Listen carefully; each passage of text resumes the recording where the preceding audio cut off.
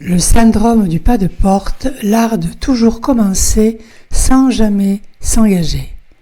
Il ou elle arrive toujours bien. Regard clair, poignée de main franche, présentation soignée. On se dit tiens, enfin quelqu'un qui a du potentiel. Le premier jour, il fait bonne impression. Le deuxième, elle propose des idées. Le troisième, il parle déjà de ce qu'il pourrait faire ailleurs. Il ou elle ne reste pas vraiment. Parfois 2 mois, parfois 6, puis s'éclipse. Pas en conflit, pas en crise. Juste ailleurs. Un autre poste, un autre projet, une nouvelle chance de faire ses preuves. Il faut que ce soit toujours nouveau, toujours propre, sans histoire.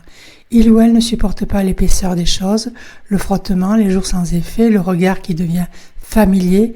Il ou elle aime le seuil, ce moment où tout est encore possible, rien n'est engagé, tout peut être séduit et séduisant. Mais au-delà, quelque chose se dérobe.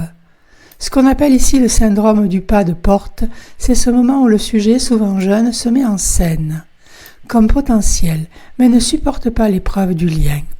Il préfère l'entrée à la traversée, il veut se montrer mais pas s'inscrire, il performe l'engagement mais s'échappe avant d'en payer le prix subjectif. C'est un narcissisme défensif qui redoute de se laisser affecter, de servir une cause plus grande que soi ou simplement d'être au monde avec les autres sans faire un spectacle. Il ou elle reste l'unique objet de sa propre vie et tant qu'il n'aura pas traversé ce miroir, il recommencera encore et ailleurs.